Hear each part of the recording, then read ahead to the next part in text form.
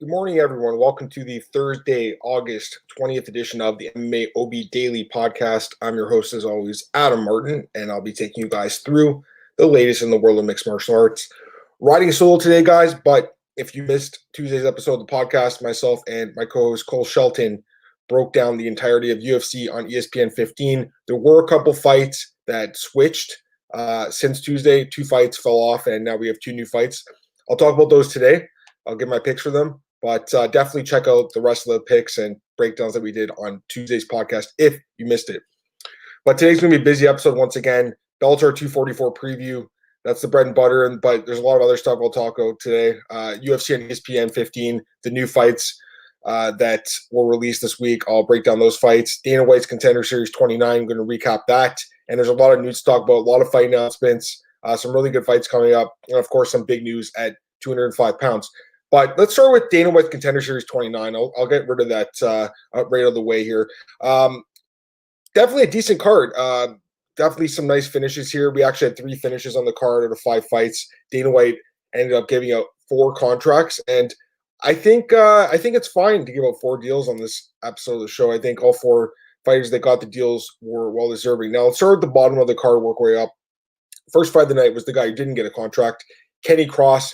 Picks up a small upset here over Kevin Siler, wins the decision. Looked really good early.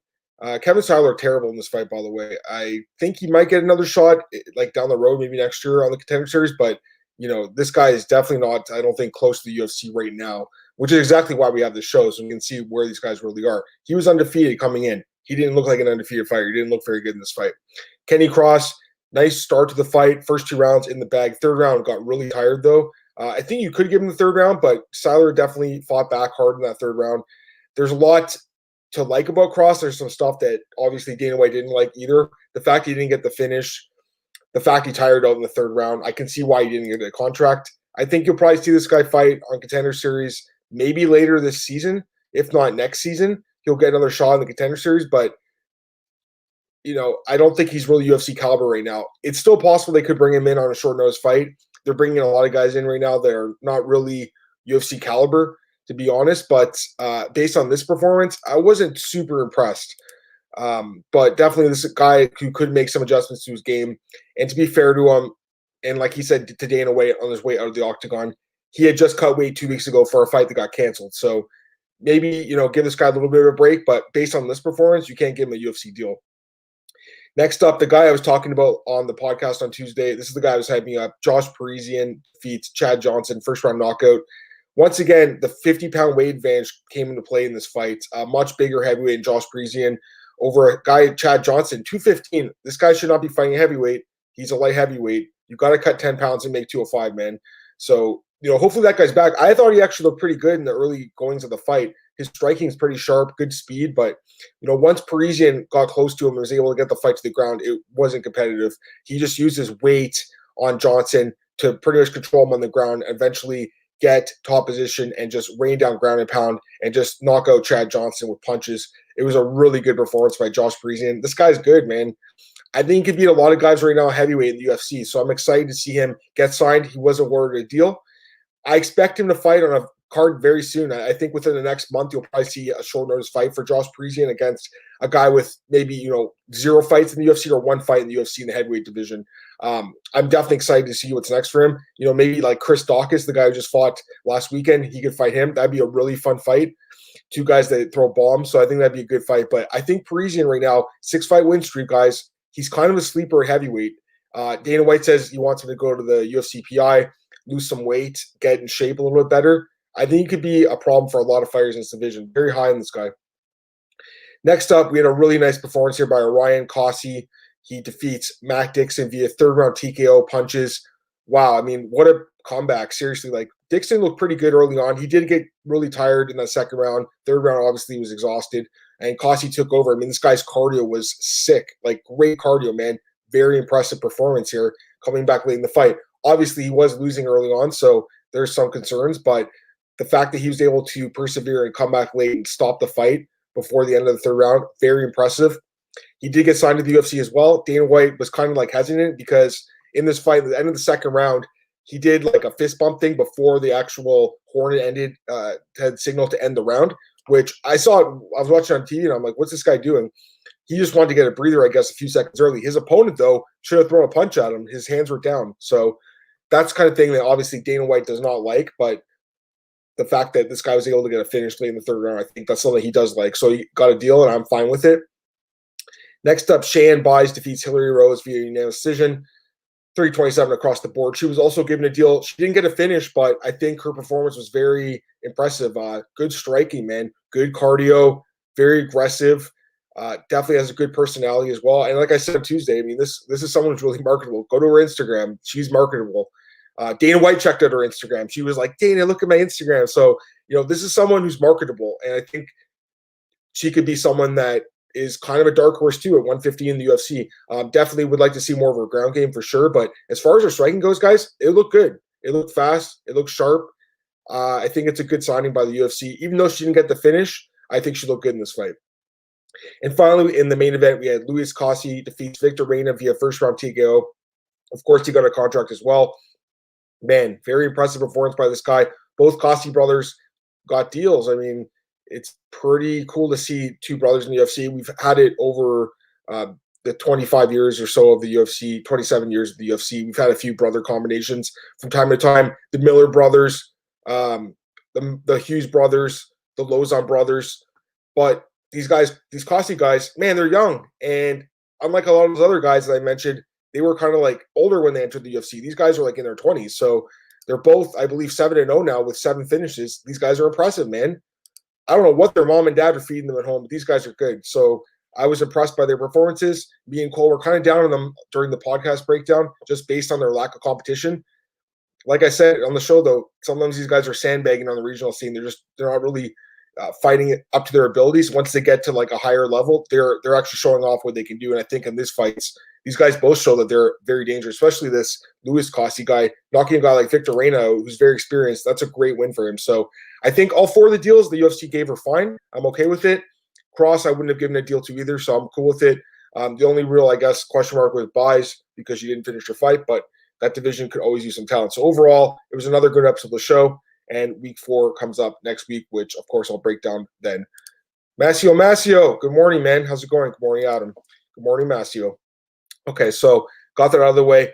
I'm going to do I'll do UFC and ESPN 15, the 2 new fights that were added to the card. So, again, there were some, I guess it's injuries. I mean, really have no idea. It could be COVID-related. Probably not, though. I think they just probably announced that. So, do have some injuries. First guy, George Gonzalez, he's out of his fight against Ike Villanueva. And stepping in on short notice is Jordan Wright. There is a betting line out. I just saw it this morning. Jordan Wright is actually a small favorite here. He is minus 150. Ike Villanueva plus 130. So my thoughts on this fight, Jordan Wright is a Contender Series guy. He's actually a middleweight. He's moving up to heavyweight, to light heavyweight for this fight. Overall, I mean, he's impressive. Like 10-0 with a 1-0 contest. That's the fight I remember from Contender Series 2 years ago. Anthony Hernandez knocked him out. He tested positive for marijuana, and the fight was overturned to a no contest. So to me, that's a legitimate knockout. But otherwise, I mean, this guy's finished everyone he's fought by knockout or by submission. So he's definitely a good prospect. I think that he was on the short list to come to the UFC for a while now, and I think he could do some damage at 185. 205, though, he'll be giving up some size to some of these guys. I mean, Ike Villanueva, the guy he's fighting here, he's not a great fighter by any means. We saw against Chase Sherman. He can be knocked out. He's been finished a bunch of times. 16-10 record. He's also 36 years old. This is why I picked George Gonzalez against him. But having said that, this is a natural light heavyweight. It's a guy who's fought heavyweight. I know Wright on paper is taller and has a bigger reach advantage, and that stuff could help him. But Villanueva is just a bigger guy. And he's also been training for this fight, whereas Wright took it on extremely short notice here. So it's a tough fight to call, honestly, like especially given the short notice. I think he can go either way. And Wright could win, but the fact he took it on short notice, on like 3 or 4 days' notice, and the fact he has been knocked out before in Contender Series, and the fact Villanueva does hit really hard, I'm kind of leaning towards the dog here in Villanueva at plus 130. I don't love him. I wouldn't put money on him, but I'm leaning that way for a pick in this fight. The other fight that was added to the card, we don't have odds for this one, unfortunately, but Dwight Grant will be fighting Caleb Bourne. So Dwight Grant was supposed to fight Jared Gooden. and that fight was scratched late, unfortunately. I think that would have been a really good fight, by the way. I think Gooden is a really good prospect, but now Grant fights Caleb Bourne. So Dwight Grant, 10-2. He's 35, though, so he's quickly gotten old. He was on Contender Series 2 years ago. Since then, he's fought 3 times in the UFC, 2-1, lost a split to Zach Otto, but since then bounced back. 2 really nice wins over Carlo Pedersoli and Al Juban, but hasn't fought in a while. The last fight he's had was against Juban in April 2019, same card as Holloway Poirier 2 and as Sonya Gastelum. So that's a while ago, but the guy's definitely impressive. He has some good knockouts in his career, good striking, and he looked good in that Juban fight. That's a nice win for him against a quality veteran. So, this is a guy who's pretty solid. Caleb Bourne, 7-1, 32 years old. His UFC debut here. Definitely not a big guy. I mean, you compare the size at welterweight for these two guys. Dwight Grant, 6'1", Caleb Bourne, 5'8". So that's a pretty sizable height advantage, and reach is also in Grant's favor, 76.5 against 74. So physically, Bourne is going to be a slight size disadvantage here. As far as his resume goes, he's 7-1 in his career. Really doesn't have any notable wins. He has fought in LFA, though, has a win there. Also has a loss there as well. Since then, he's bounced back with a submission win in Shamrock FC, which is a decent regional promotion, not great by any means. I got to go with Dwight Grant here. I imagine he'll be favored quite a bit in this fight. Bourne, he does have some finishes in his career, and maybe he could show off something here that we haven't seen from him in the past. But just based on the short notice and the fact that, this guy is not really a youngster by any means, I got to go with Dwight Grant. I'm glad they were able to find something to fight him. But, yeah, I like Grant here. Probably a knockout. I mean, that's kind of how he finishes his fights, but it could be a decision as well. So either way, nice that they were actually able to find some short notice replacements. As far as my other picks on the card go, none of them changed so far. I mean, weigh-ins happen tomorrow on Friday, so who knows what's going to happen to weigh-ins. But as of right now, all my picks from Tuesday's edition of the podcast remain the same. So definitely go back, check that out. Masio, any line on Zombie versus Ortega? I'll check right now. I didn't see one earlier. I was checking earlier this morning. Still nothing. Nothing yet. So it's got to be close and competitive. I mean, great fight. I'm excited for that fight, Masio. It's going to be a really fun one. I think you got to favor Zombie a little bit just based on the activity. He has had a couple fights since Ortega's last fought in December 2018. It's been a while since he fought Max Holloway. He's been out of action for a long time. I would personally favor Zombie in that fight on the betting line and just in the actual fight, but we'll see what happens. I mean, assuming it'll be competitive. Ortega is a great fighter, so you can't go too crazy on this one if you're the odds makers. Okay, so I got that stuff done. All right, Bellator 244 is next. I'll do the preview for this card. So overall, I mean, I think it's a pretty fun card. It's nice that Bellator's back.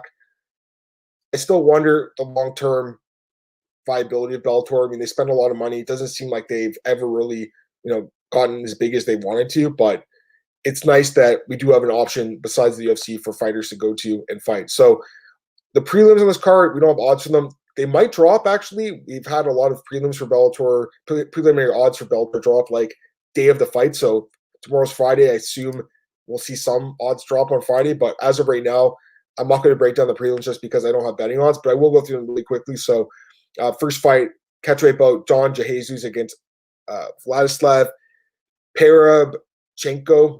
Don't know a lot about these guys, but Perevchenko, 16-1 record, so pretty nice record. Again, no odds for these fights. Next up, this is a really important fight. I'm surprised it's buried on this card. Yaroslav Amosov against Mark Lemminger, and it's a 175-pound catchweight fight. Amosov's 23-0. He is a really good prospect.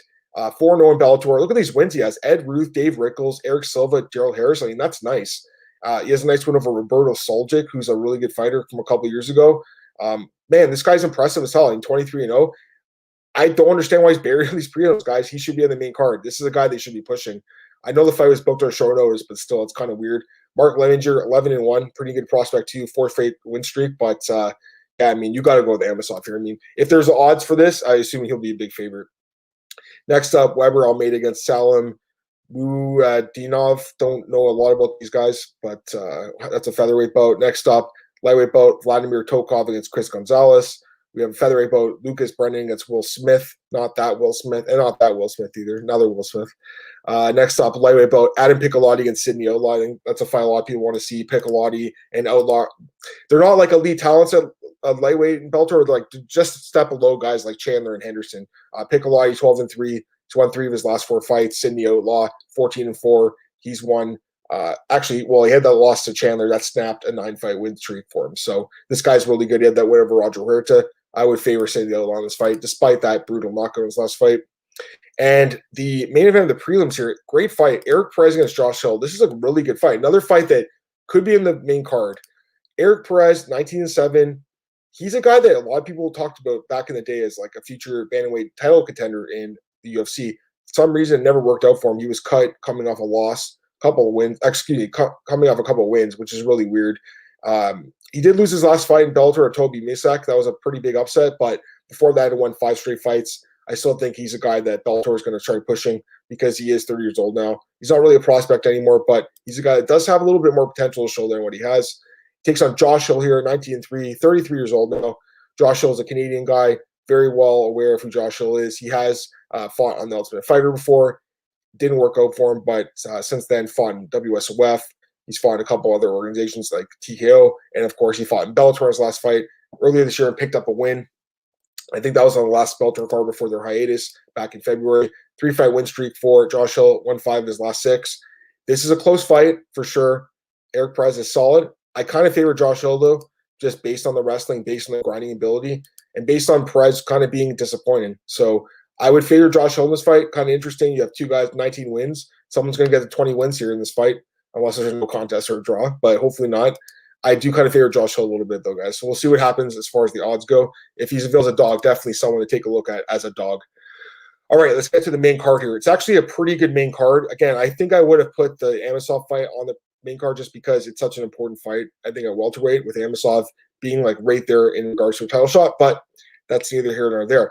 These 4 fights are actually solid. So this overall is a good card. Start with the first fight on the main card. John Salter against Andrew Kappel. Right now, we do have odds for this fight. John Salter -300, Kappel +250.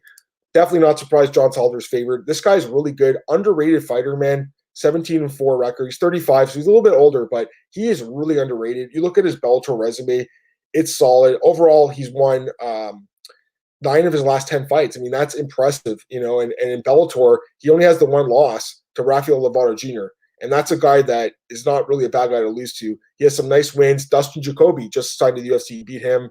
Kendall Grove, he finished him. Costello Van Steenis, his last fight, that was a nice win. Chidi and Yukwani. He has some good wins, man. Brandon Halsey's another guy. So, you know, he's an underrated guy. He was in the UFC 10 years ago. It's been 10 years since John Salter was in the UFC. He wasn't good in the UFC. He went 1-2. He got cut. He beat Jason McDonald by leg injury at the Machida Shogun fight in Montreal, the second one. And otherwise lost to Gerald Harris and Dan Miller by stoppage. He got cut. 3 fights in a year, got cut. Went to Strikeforce after, went to a couple other promotions, landed in Bellator 5 years ago. He's been great. So I'm impressed with John Salter, man. He's really fun to watch. Great submission game. Underrated guy. I'd love to see him back in the UFC one day. I don't know if that's going to happen. He's a little bit older now, but he's a guy that kind of got a rough end of the stick, I think, the first time he was in the UFC. Now, interesting matchup here because the guy's fighting Andrew Kappel. So also kind of underrated. 15-6, 35 years old, Elevation Fight Team guy. 2 guys 35 years old at 185. The winner of this fight is going to get 1 step closer to that title shot. The loser, who knows? As far as Kappel goes, 5 straight wins, including a huge knockout win over King Mo in his Bellator debut last year. Big upset there. He was like +300 dog. Nice win for Kappel. This is a closer fight than the odds are indicating, in my opinion. I think Kappel can win this fight, guys. He looked great in that King Mo fight. So to me, he's definitely a live dog. +250 for sure. I mean, as good as Salter is, especially lately, he's looked amazing. He can be finished. And Salter has submission ability and knockout ability. So I personally don't like the odds on Salter here at -300. I think it's a little too high. I would pass on Salter here. I think it's a live dog situation with Kappel. But my pick officially is going to be John Salter. I think you'll probably get a submission in this fight. But I wouldn't be surprised if Kappel pulled it off. I'm just staying away from this one. Should be a really fun fight. Next up, we have a heavyweight bout between Roy Nelson and Valentin Moldavsky. And this is a pretty big, well, a massive mismatch according to the odds. Valentin Moldavsky -900, Roy Nelson +600. They're not giving him any chance, eh? People don't think Roy Nelson's going to win. So, I mean, we'll see. Roy Nelson, okay, I'll start with Valentin. 9-1, 28 years old. So there's a lot to like about him, obviously. 4 straight wins in Bellator. Solid names, too. Linton Vassell, Javi Ayala. I mean, those are pretty good names.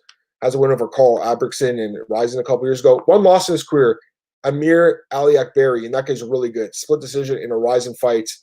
That's it. So overall, I mean, this guy is a really good prospect. Kind of surprised the UFC didn't sign him when he left Rising a few years ago, but I think this is a great sign for Bellator. This guy could definitely be fighting for the heavyweight belt, I think, before the end of this year, if not next year. Takes on Roy Nelson here, a veteran of the sport, but a guy who slowed down really hard in the last few years. Look at Roy's record now, 23-18. A few years ago, it was a much better record than that. Now it's closing in on 500. So he's clearly sticking around, I think, a bit past his expiration date in the sport. 44 years old now. You know, Roy is a legend, man. He really is. And the guy really helped put the heavyweight division like on the map, I think, like 10 years ago with the Ultimate Fighter show. And he had some really nice wins in the UFC. Brendan Schaub, Stefan Struve, Mirko Krokop, Matt Mitchell, Chia Pongo, Big Nog, Bigfoot. I mean, he has some nice wins. Like, don't get me wrong. The guy obviously has knockout power. But other than that, big right hand, what does he do? He doesn't have much. His wrestling's not very good. His submission game is not really there. He just kind of is just tough. The last few fights, he lost 4 straight fights, actually. One of them by stoppage. The other 3, he went to decision. So, I mean, he's still tough. Roy's tough to finish. We all know that. His chin is legendary. And it's going to be difficult, I think, for Moldavsky to finish him. So I'm kind of leaning towards a decision here. I think he's going to take him down and beat him up. But, yeah, I mean, the odds obviously favor that as well. Minus 265, the fight going the distance. That's kind of how I see it going. I guess Moldavsky could get a top position or something, or side control and just rain down strikes, or maybe submit Roy Nelson. But I think the smart money's on this fight going the distance. Moldavsky winning like the 30-26 decision. I don't see the fight being close. But I like Moldavsky, I think, by decision. Maybe look at that prop when it comes out. But, you know, if Roy Nelson loses 5 straight losses, you have to wonder if that's it for him in his career. Next up, we have the co-main event, Julia Budd against Jessie Meal in a women's featherweight bout. Right now, Julia Budd, a huge favorite, minus 810, Meal plus 555. I mean, really, you can't go high enough, I think, with Budd as far as the line goes here. She's still a good fighter, 13-3, 37 years old. So, you know, she's old on paper, but, I mean, physically, she's in great shape. The one loss to Cyborg, before that, 11 straight wins. Her last loss before Cyborg had been 2011 to Ronda Rousey and her other losses to Man Nunez. I mean, she's lost 3 legends. So, you know, otherwise, she just destroys everyone. You look at some of the wins in Bellator, the Rubin fight, the Nogueira fight. I mean, she just destroyed those girls. Her wrestling's strong, her ground and pound strong, her submissions are good. Julia Budd's a beast. And, you know, a couple more wins, she could get that rematch with Cyborg. I don't think it'll go differently, though. I think Cyborg beats her again. Takes on Jessie Meal here, 9-3, 35 years old. And you know what? You look at this girl, women's featherweight is a really shallow division. This girl's not bad. I mean, she's won 4 straight fights, a couple of decent names there. Elizabeth Phillips, former UFC fighter. Talita Nogueira, who's not bad in Bellator. Like, I think she's a little bit underrated at 145. So this is a division that's probably the shallowest weight division in Bellator and in the UFC, quite frankly. And I think this girl can beat some people in this division. Having said that, I don't think she beats Julia Budd. This is a really bad matchup for her. You look at her career, she's only been finished once 6 years ago, but I'm pretty sure that streak's going to end in this fight, guys. I got Julia Budd here just dominating this fight, either with ground and pound or submission, but I definitely feel like she finishes this fight. The odds for that, again, we don't have odds for her by stoppage, but the fight doesn't go the distance, minus 170. I'm pretty sure that's going to cash. I don't see the fight going the distance. Finally, main event of the evening, best fight in the card, incredible fight here. Ryan Bader against Vadim Nemkov for the UFC or for the Bellator light heavyweight title. Wow, I mean, great fight. Bader right now minus 145, Nemkov plus 125. You know, at first glance, that seems a little low. I think Bader should be a little bit bigger of a favorite here. I feel like he should get more respect. This guy's been amazing since he signed with Bellator a couple years ago. Overall in his career, 27-5. And he is 37, but I mean, you look at the shape he's in, he's in amazing shape. Overall, he's undefeated over his last 8 fights. The one no contest to Congo before that, a lot of nice wins. Fedor knocked him out. King Mo knocked him out. Linton Vassell knocked him out. Beat Mitchell. Beat Phil Davis. Knocked out Little Nog. Knocked out Ilir Latifi. Since 2013, he has 1 loss, 2 losses, or just 1 loss actually, to Anthony Johnson since 2013. So this is a guy with huge wins on his resume. Rashad Evans, OSP, Fejao, Rampage. I mean, this guy he's great. I'm a big Ryan Bader fan. I think he's a great fighter. Heavyweight, light heavyweight, he looks awesome. Having said that, Vadim Nemkov, I can see why people are betting on him here because there's a lot to like about him, man. 12-2, Nice record, 28 years old. And in Bellator, 6 straight wins, or actually 6 straight wins overall, 4-0 in Bellator. But the quality wins he has, nice wins. Rafael Carvalho, former middleweight champ. Phil Davis, former light heavyweight champ. Liam McGarry, former light heavyweight champ. Philippe Lins, PFL tournament winner, guys in the UFC now. Also has some other wins early in his career over former UFC guys like Gordon Relich. So this is a guy who's been kind of like under the radar for a few years now, and I think people are starting to see how good he really is. He's definitely dangerous. You know, the fact that Bader's been kind of bouncing between heavyweight and light heavyweight, it's kind of scary. He didn't look good at the weigh-ins this morning. I did watch the weigh-ins. Bader looked like he cut a lot of weight. Having said that, I still have to favor Ryan Bader in this fight. I just really high on him, man. This is me being super high on Ryan Bader. But of course, the fact he's 9 years older is scary. The fact he's fighting a light heavyweight this late in his career is kind of nuts. He hasn't fought light heavyweight in 3 years, so I don't know how that weight cut's going to affect him tomorrow. I am going to pick Ryan Bader in this fight, though. I think he probably finishes the fight. It's 5 rounds, so I'm pretty sure there's going to be a finish in this fight either way. Nemkov could catch him, but I think Ryan Bader will fight smarter. He leaves his wrestling, wear down Nemkov, and finish him late. That's kind of how I'm seeing the fight going. So we'll see what happens. I did pick the favorites on the card, but I think there's definitely some upside potential, like I said, in that Cavill fight. Overall, a good card, and I'm looking forward to seeing what the odds are. All right, let's get to some news here. So I talked about this a little bit on Tuesday with Cole, but Jon Jones this week announced he's vacating the light heavyweight title. That is official. So Jon Jones has he cleaned out light heavyweight. He's moving up to heavyweight. That's his goal. So he'll be lifting weights and stuff, getting ready for his heavyweight debut. I love it. I mean, this is something we've been asking for as fans and media for a few years now. Jones was just completely dominant at 205 for so many years. I know his last 2 fights he struggled with Santos and Reyes, but I still feel like, you know, on paper he did win those fights. So other than Yan, who never got a chance to fight, unfortunately, he's beaten everyone else in that division that's really worthwhile for a title shot. So to me, it's a good move for him to move up. It's unfortunate he had to give up the belt to do so because we won't have that champ versus champ fight. You won't have that picture with the 2 belts on him, but it is what it is. Either way, I like Jon Jones moving up to heavyweight. Of course, it's not official yet by any means, but he says that's the goal, and I'm excited to see him move to heavyweight. The question is now, does he get the immediate title shot, guys, against Stipe Miocic, or does he fight someone else as a tune-up fight? Or does he fight Francis Ngannou? That's the fight he was talking about a few months ago. It's hard to say. I personally would like to see the Stipe fight because I feel like this could be the only time you can make it. Stipe, if he fights Francis, loses, then you kill that fight off. Stipe fights Francis, wins, he might just retire. So you also kill that fight off. I feel like Stipe, I'm not saying he needs to retire by any means. I feel like he knows that, you know what, I don't want to stick around too much longer because I made a lot of money. I'm at the top of the game. And I feel like he could be like a GSP where he walks out at the top of this game. So I think Stipe doesn't have many fights left. And that's why I'd like to see Jon Jones fight Stipe. I think it'd be a fun fight. But Dana White did say Francis Ngannou is going to be the next in line. He said it once again the other day on SportsCenter. He said Jones can be next after that. So it's kind of cool that Jones can just move up and kind of jump the gun over guys like Lewis and Blaydes, who we'll talk about in a second here, and get that title shot. But it looks like Francis Ngannou is going to be next in line. But if I was up to me and I was the UFC boss, I would personally book Jones versus Miocic. They're both great fights, but we've seen Francis and Stipe. I'd like to see a fresh fight right now. Of course, Jon Jones vacating the belt means that we now have no champion at 205, and Dominick Reyes and Jan Blachowicz, they will be fighting for the vacant belt, and I have no problem with that. Both guys well-deserving. Reyes, I thought he beat Jon Jones. Blachowicz coming off 3 straight wins. Luke Rockhold, Jacare Souza, and Corey Anderson. He's won 7 of his last 8 fights. He's impressive. Both really good fighters at the top of their games. The betting odds did get released for it, and right now we have Jan Blachowicz Dominick Reyes minus 200 favorite. Blachowicz plus 170. Talking to Cole about it, Cole liked Blachowicz a little bit at the opening odds. I mean, both of us haven't made our pick yet, but I like Reyes, but the odds seem pretty tempting to make a bet on Blachowicz. We'll see how they move, but I'm kind of leaning Reyes, my early lean here, just based on the youth. He's like 9 years younger, but we'll see what happens. All right, let's do some fight announcements here. Derek Lewis versus Curtis Blaydes. This is official. I mean, it's a great fight, obviously. Derek Lewis and Curtis Blaydes, 2 of the best heavyweights in the world.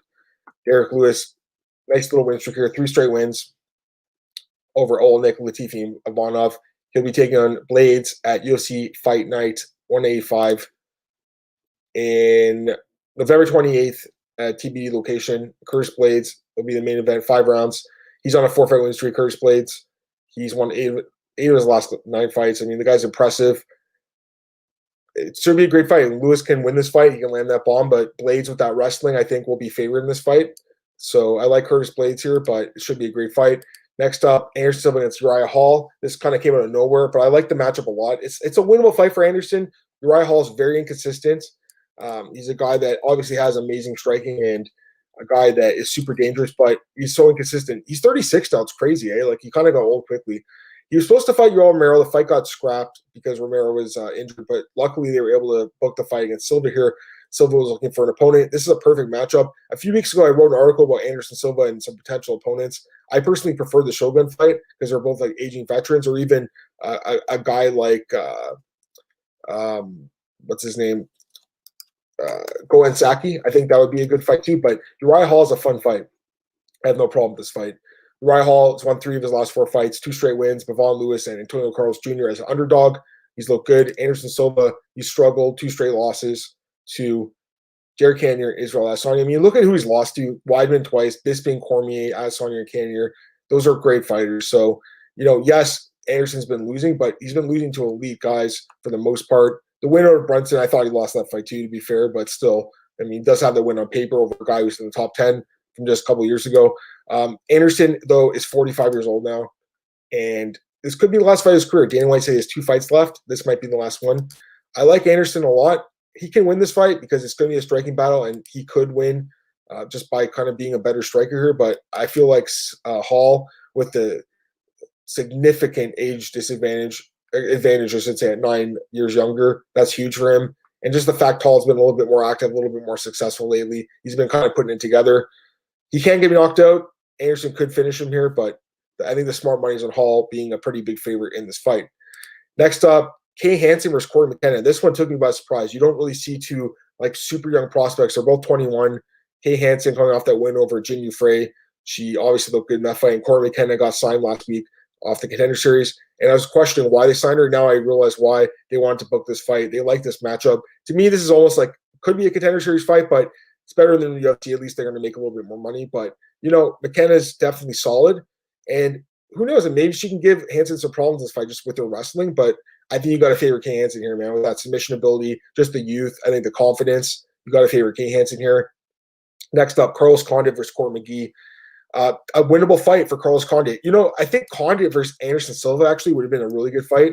They could have did that like 185 maybe, but this is also a good fight against McGee. It's a winnable fight for Carlos Condit. He's a guy that obviously is a legend himself, was one of my favorite fighters to watch for the first half of the 2010s.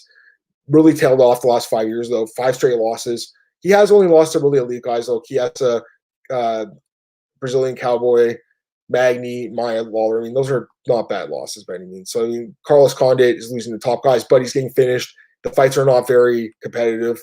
Love Carlos, but clearly he's on the tail end of his career. 36 years old. It's a must-win fight. He loses 6 straight fights. I mean, there's no way they keep him around. Court McGee, 35 years old, so, he's up there in age 2, 1 year younger than Condit, a guy who was a former Ultimate Fighter winner in 2010. It's been 10 years since he won that show. It's crazy. But he stuck around the octagon for 10 years. And overall, 5, 6, 7, 8, and 8-8 record, actually. So he has a perfect 500 record in the UFC. But he's lost 4 of his last 5. Didn't look too great in his last couple of fights against Brady and Lee. I mean, he was somewhat competitive, but didn't show anything spectacular in those fights. He's a guy that doesn't really finish fights. He kind of just grinds guys out. I mean, he can win this fight. I mean, Carlos Condit can lose to anyone, I think, at this point. But, if Condit can keep this fight upright, he'll win the fight because his striking is so much better.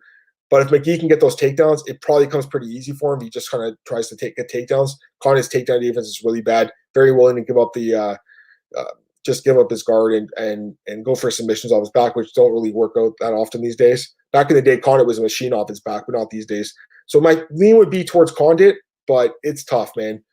Massio says, Condit versus the Punisher, who you got. It's hard to trust them. Yeah, it is hard to trust Carlos Condit. I don't think I could bet on him at this point of his career, but I kind of lean towards him here. Again, fight's in October, so I got time to think about that one.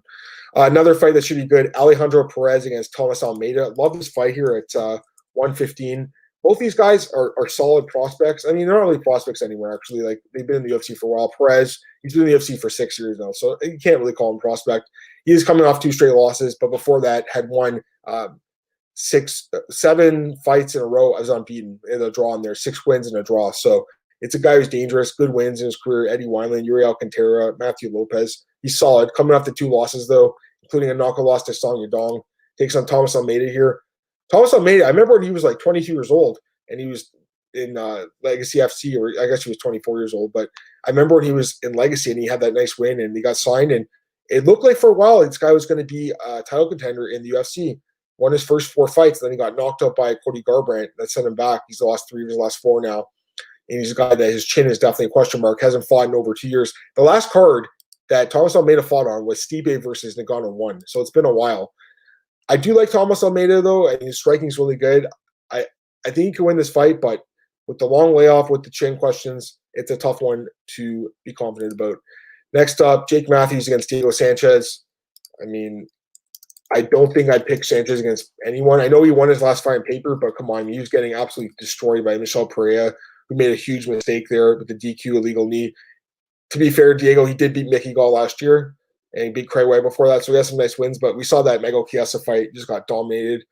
At this point in his career, like I said, I don't trust him against many people. Jake Matthews, he's young, 26. This is the kind of win he needs, I think, to really make a mark in his career.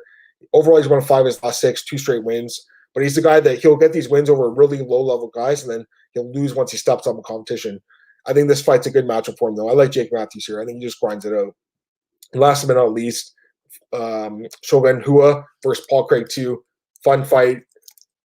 I kind of wanted to go a different direction for Shogun for his last couple of fights, but this first fight last year was really good. Fun fight, close fight, ended in a split draw.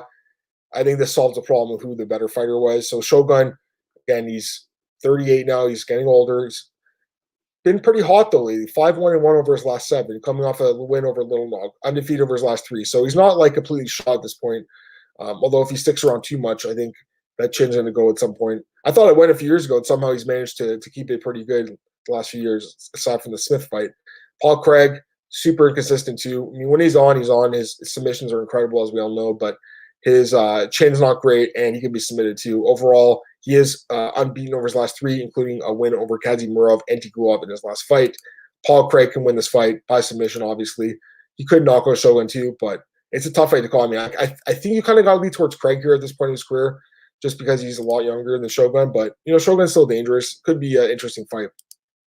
I'm going to see if I missed anything that was burning from this morning, but I think I got everything I wanted to talk about today. I'm excited for these cards this weekend, guys. Should be good. Bellator back, and then obviously UFC as well. So should be pretty good. And I think that's going to be it. The only other thing I want to mention is Michael Chandler. He apparently wants to fight Dustin Poirier. That'd be a fun fight. Maciel says, who could take the belt off Bader? Well, I think Nemkov could. I think he'd have the best chance, actually. Corey Anderson could, maybe, because he's got that wrestling. He can keep the fight upright and knock out Bader, but I think he's more likely to get knocked out. Yeah, I think Bader, if he wins this fight, he might just give up the belt at that point, possibly. Just do a permanent heavyweight move. Love to see Bader back in the UFC. I don't really see it happening, though, Maciel, unfortunately.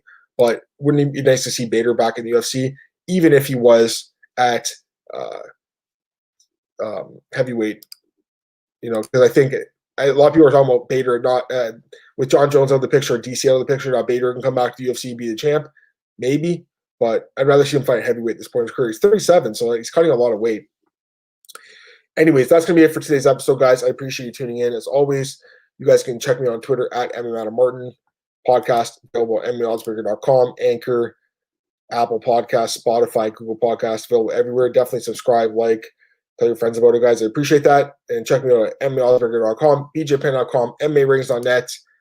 Have a great weekend, everyone. I'll see you guys Tuesday. Hope you enjoy the fights this weekend. Bellator and UFC should be pretty good.